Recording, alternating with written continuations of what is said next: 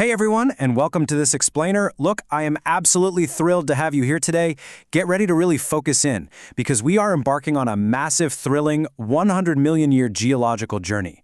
We're going to explore the tectonic epic of the Indian subcontinent.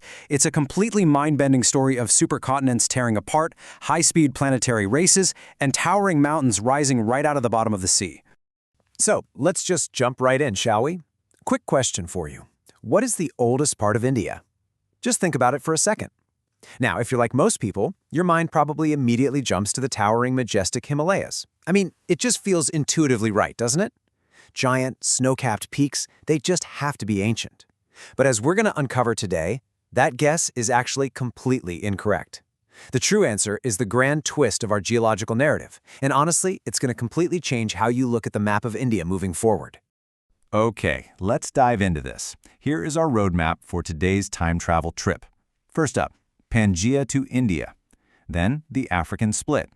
Third, the Great Eurasian Collision. Next, the antiquity of peninsular India. And finally, India's oldest mountains. Section 1. Pangaea to India.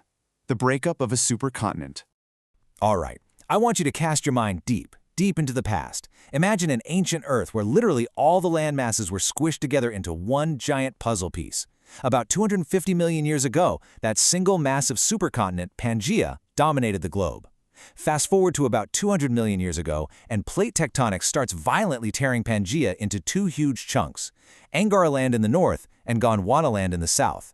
Between them sat the vast Tethys Sea. Now, Gondwana Land is where our specific story really heats up.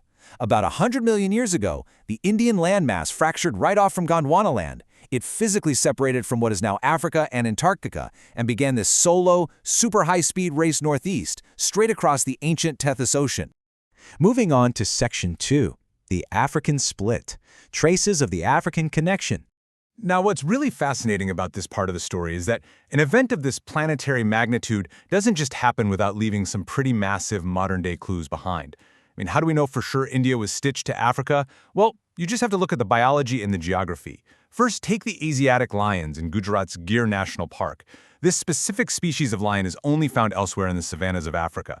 When the Indian plate tore away, some of these lions' ancestors effectively stayed on the Indian raft as it literally floated away. Second, look at the Western Ghats. If you sail toward India's west coast from the Arabian Sea, you don't see a gentle, rolling slope. No, you see a massive, steep, continuous escarpment wall. This massive cliff face is literally the tear line. It's a physical scar formed directly from the split when those continents ripped apart. Which brings us to Section 3, the Great Eurasian Collision. The planetary collision that birthed mountains. Imagine the sheer dramatic tension building up over millions of years. You've got this fast-moving Indian landmass on a direct, completely unavoidable head-on collision course with the giant, slow-moving Eurasian plate. Let's walk through exactly how this massive planetary fender bender played out. Step 1. The Indian plate violently crashes head-on into Eurasia. But the Indian plate doesn't just stop, right? It forcefully pushes beneath it. Step 2. That immense pressure takes the ancient soft sediments in mud that had gathered at the bottom of the Tethys Sea and begins to just crush and fold them upwards.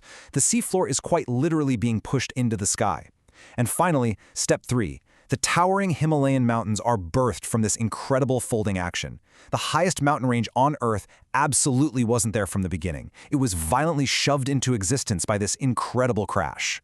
So, the crucial point is, because the Himalayas were born from this recent massive crash, they are basically geological teenagers. They're young, they're restless, still actively rising, and highly prone to earthquakes because those tectonic plates are still grinding together. But then you look at the Peninsular Plateau, the central and southern part of India. This is the ancient, highly stable, original piece of Gondwana land that made that huge journey across the ocean. It's the steady, quiet grandparent of the subcontinent. Section 4. The antiquity of peninsular India. The stable grandparent of the subcontinent. This plateau is the true ancient heart of India. It witnessed the very dawn of the continent way before the northern plains or the Ganges River ever even existed. Honestly, if the Peninsular Plateau had a voice and could speak to us today, it would probably say something exactly like this. I have been on this earth since rocks were first formed. I have witnessed this entire history. Just think about that for a moment. Before the Himalayas were pushed up, before the massive plains of the north were filled with river silt, this southern plateau was already ancient. It is a rugged survivor of deep Earth history that has just been quietly watching the world change around it. Now you might be wondering, why is this ancient plateau so structurally different from the volatile north? Well, it all comes down to tectonic stability. This is basically a geological state where a landmass is located safely away from the active edges of tectonic plates. Earthquakes and volcanoes, they generally happen at the borders, right, where plates crash together or pull apart.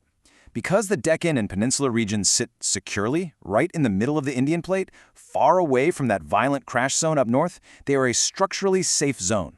They experience extremely rare seismic or volcanic activity. But hey, geology is full of mind-bending surprises, which brings us to the Latour exception. Despite being in this highly stable, safe zone, a devastating earthquake hit Latour in Maharashtra. How is that even possible, right in the middle of a solid plate? Well, this totally anomalous event hinted to geologists that the Indian Plate itself might actually be under so much immense stress from pushing into Asia that it's slowly starting to crack and fracture right down the middle. Now don't panic, actually scratch that, there's no need to worry at all. This massive continental split is something that will take hundreds of thousands of years to unfold, but it really goes to show that our planet is always in motion, even where it seems the most solid. And finally, Section 5, India's oldest mountains, the silent watchers of time. And this brilliantly illustrates our whole narrative. These mountains formed the very geographical skeleton of this stable plateau. Imagine the ancient Aravalli mountain range looking way up at the towering snowy Himalayas and saying, "You are still young. I have seen this earth for a very long time." The Aravallis, running from Gujarat up to Delhi, are literally among the absolute oldest fold mountains in the entire world. I mean, they were massive mountains back when the earth was still figuring out its continents. Today, they are just the highly eroded, weathered stumps of their former glory. So let's piece together this diverse, ancient skeleton really quickly. We have the Aravallis, the world's oldest fold mountains. Then there's the Vindhya Range, acting as the great water divide that literally separates the river systems of North and South India. Below that is the Satpura Range, a total geological marvel because it's India's only major block mountain, formed not by folding, but by massive blocks of earth lifting up between faults. And finally, the Western Ghats, that massive continuous escarpment wall we talked about earlier that acts as a fortress along the western coast. Together, the whole shebang defines the true ancient heart of India.